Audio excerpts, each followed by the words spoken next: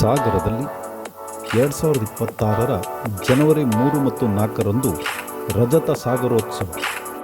ಕಳೆದ 2.5 ದಶಕಗಳಿಂದ ಸಾಗರದಲ್ಲಿ ವಿಶೇಷ ಕಾರ್ಯಕ್ರಮವನ್ನು ನಡೆಸಿಕೊಂಡು ಬರುತ್ತಿರುವ ಸಹೃದಯ ಬಳಗ 2026ರ ಜನವರಿ 3 ಮತ್ತು 4ರಂದು ರಜತ ಸಾಗರೋತ್ಸವ ಎನ್ನುವ ಕಾರ್ಯಕ್ರಮದ ಮೂಲಕ ಸನ್ಮಾನ ಹಾಗೂ ಸಾಂಸ್ಕೃತಿಕ ಕಾರ್ಯಕ್ರಮಗಳನ್ನು ಏರ್ಪಡಿಸಿದೆ. ಸಹೃದಯ ಬಳಗದಿಂದ ನಡೆಸುತ್ತಿರುವ ರಜತ ಸಾಗರೋತ್ಸವ ಕಾರ್ಯಕ್ರಮದ ಭಿತ್ತಿಪತ್ರವನ್ನು ಬಿಡುಗಡೆ ಮಾಡಲಾಯಿತು. ಜಿ ನಾಗೇಶ್ ಅವರ ನೇತೃತ್ವದಲ್ಲಿ ನಮ್ಮೆಲ್ಲ ಬಳಗದ ಸದಸ್ಯರ ಸಮ್ಮುಖದಲ್ಲಿ ಅನೇಕ ಗಣ್ಯರ ನೇತೃತ್ವದಲ್ಲಿ ಮತ್ತು ಮಾರ್ಗದರ್ಶನದಲ್ಲಿ ಈ ಬಾರಿಯ ಒಂದು ವಿಶೇಷವಾದ ಕಾರ್ಯಕ್ರಮ ಸಾಗರದಲ್ಲಿ ಆಯೋಜನೆ ಮಾಡಿದೆ. 2 ದಿನಗಳ ಕಾಲ ನಡೀತಕ್ಕಂಥ ಸಾಗರೋತ್ಸವ ಕಾರ್ಯಕ್ರಮದಲ್ಲಿ ಒಂದು ಸಂಭ್ರಮದ ವಾತಾವರಣ ಉಂಟು ಮಾಡಬೇಕನ್ನುವ ಉದ್ದೇಶದಿಂದ 2 ದಿನಗಳ ಕಾಲ ನಗೆ ಹಬ್ಬ ಕಾರ್ಯಕ್ರಮ, ಸುಮಾರು 25ಕ್ಕೂ ಹೆಚ್ಚಿನ ಜನರನ್ನು ಸಹೃದಯ ಪ್ರಶಸ್ತಿಯನ್ನು ನೀಡಿ ಗೌರವಿಸುವಂಥ ಕೆಲಸವನ್ನು, ಹಾಗೆಯೇ ಮೊದಲ ದಿನದಲ್ಲಿ ನಮಗೆ ಇತಿಹಾಸ ಸಮ್ಮೇಳನವನ್ನು, ಆಹಾರ ಮೇಳ, ಹೀಗೆ ಹಲವಾರು ಕಾರ್ಯಕ್ರಮಗಳನ್ನು ನಾವು ಆಯೋಜನೆ ಮಾಡಿದ್ವಿ. ಈ ಕಾರ್ಯಕ್ರಮದ ಪೂರ್ಣ ವಿವರವನ್ನು ನಾವು ಇದರ ಸಂದರ್ಭದಲ್ಲಿ ನೀಡಲಿಕ್ಕೆ ಇಷ್ಟಪಡ್ತಾ ಇದ್ವಿ. ಈಗ ಮೊದಲನೇದಾಗಿ ನಮ್ಮ ಶ್ರೀನಿವಾಸ್ ಅವರು ಈ ಕುರಿತು ಒಂದೆರಡು ಮಾತಾಡ್ಬೇಕಂತೇಳಿ ವಿನಂತಿಸ್ತಾ ಇದ್ದೀನಿ. ಸಹೃದಯ ಬಳಗ ನಡೆಸುತ್ತಿರುವ ರಜತ ಸಾಗರೋತ್ಸವದ ಭಿತ್ತಿಪತ್ರವನ್ನು ಬಿಡುಗಡೆ ಮಾಡಿ ಮಾತನಾಡಿದ ಗಣಪತಿ ಬ್ಯಾಂಕ್ ಅಧ್ಯಕ್ಷ ಆರ್ ಶ್ರೀನಿವಾಸ್, ಸಾಗರದಲ್ಲಿ ಜಿ ನಾಗೇಶ್ ಅವರ ಒಂದು ತಂಡ ಸಹೃದಯ ಬಳಗ ಸಾಗರ ಉತ್ಸವ ಕಾರ್ಯಕ್ರಮವನ್ನು ತುಂಬ ವರ್ಷಗಳಿಂದ ಮಾಡ್ತಾ ಬಂದಿದ್ದಾರೆ. ಈಗ 25ನೇ ವರ್ಷಕ್ಕೆ ಕಾಲಿಟ್ಟಿದೆ. ಈಗ ಅವರು ಕಾರ್ಯಕ್ರಮ 25ನೇ ವರ್ಷ ಜನವರಿ 3-4ರಂದು ಮಾಡ್ತಾ ಇದ್ದಾರೆ. ಒಂದು ಬೆಳ್ಳಿ ಹಬ್ಬದ ವಾತಾವರಣದಲ್ಲಿ ಸಾಗರದಲ್ಲಿ ಕಾರ್ಯಕ್ರಮ ಮಾಡ್ತಾ ಇದ್ದಾರೆ. ನಾವು ನೋಡಿದ್ದೀವಿ, ಪ್ರತಿ ವರ್ಷ ಕೂಡ ಅವರ ಕಾರ್ಯಕ್ರಮದಲ್ಲಿ ಸಾಧಕರನ್ನು ಕರೆದಿ ಸನ್ಮಾನ ಮಾಡುವ ಮೂಲಕ ಗುರುತಿಸಿ ಯಾರಿಗೆ ಸಿಗಬೇಕು ಆ ಸನ್ಮಾನ ಅಂಥವರಿಗೆ ಇವತ್ತು ಜಿ ನಾಗೇಶ್ ಅವರ ಸಹೃದಯ ಬಳಗದ ತಂಡದವರು ಮಾಡ್ತಾ ಇದ್ದಾರೆ. ಆ ಕಾರ್ಯಕ್ರಮ ಸಂಪೂರ್ಣವಾಗಿ ಯಶಸ್ವಿಯಾಗಿ ಸಾಗರದ ಜನತೆ, ಸಮಸ್ತ ಸಾಗರ ಜನತೆ ಹಾಗೂ ಸುಗಮ ಸಂಗೀತ ಹಾಗೂ ಕೆಲವೊಂದು ನೃತ್ಯ ಕಾರ್ಯಕ್ರಮಗಳು, ಪ್ರತಿಯೊಂದು ಕಾರ್ಯಕ್ರಮಗಳು ಕೂಡ ಅವರು ಏರ್ಪಡಿಸಿದ್ದಾರೆ. ಹಾಗೆ ನಗೆ ಹಬ್ಬ ಪ್ರತಿ ವರ್ಷ ನೋಡ್ತೀವಿ. ಈ ಸಾಗರದಲ್ಲಿ ಒಂದು ಒಳ್ಳೆ ರೀತಿ ಮನೋರಂಜನಾ ಕಾರ್ಯಕ್ರಮ ಇದೆ ಅಂದರೆ ಸಹೃದಯ ಬಳಗ ಅವರ ನಾಗೇಶ್ ಅವರ ತಂಡ ಅಂತ ಹೇಳಕ್ಕೆ ಇಷ್ಟಪಡ್ತೀನಿ.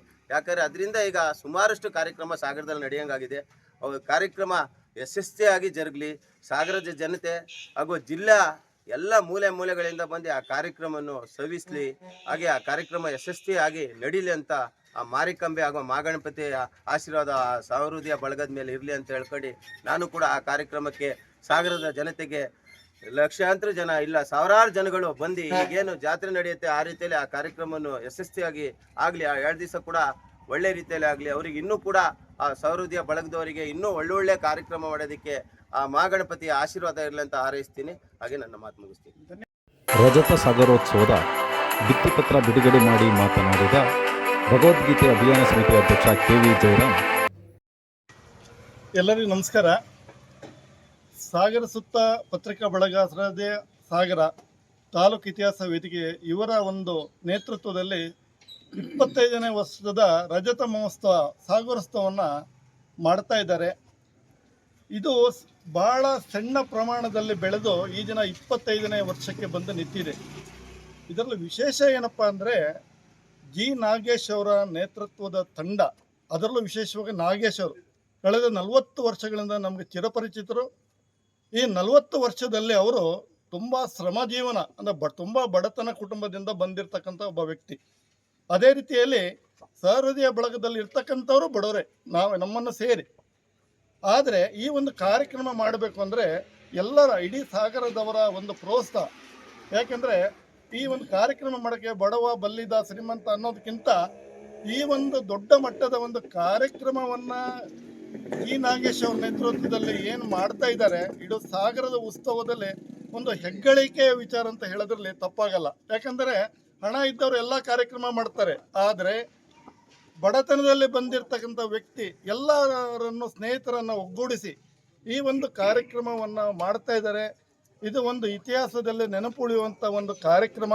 ಈ ಒಂದು ಕಾರ್ಯಕ್ರಮಕ್ಕೆ ಇಡೀ ಸಾಗರದ ಜನ ತಂಡೋಪತಂಡವಾಗಿ ಬಂದು 2 ದಿನಗಳ ಕಾಲ ನಡೆಯುವಂಥ ಈ ಒಂದು ಕಾರ್ಯಕ್ರಮ ವೈಭವ ರೀತಿಯಲ್ಲಿ ನಡೆಸಿ ಈ ಕಾರ್ಯಕ್ರಮವನ್ನು ಯಶಸ್ವಿಯಾಗಿ ಮಾಡಿಕೊಡ್ಬೇಕಂತ ಕೇಳ್ಕೊತಾ ಸಹೃದಯ ಬಳಗ ಪರವಾಗಿ ಧನ್ಯವಾದಗಳು. ರಜತ ಮಹೋತ್ಸವದಲ್ಲಿ ನಡೆಯುವ ಇತಿಹಾಸ ಸಮ್ಮೇಳನದ ಬಗ್ಗೆ ಮಾಹಿತಿ ನೀಡಿದ ಇತಿಹಾಸ ತಜ್ಞ ಡಾಕ್ಟರ್ ಕೆಳದಿ ವೆಂಕಟೇಶ್ ಜೋಯ್ಸ್.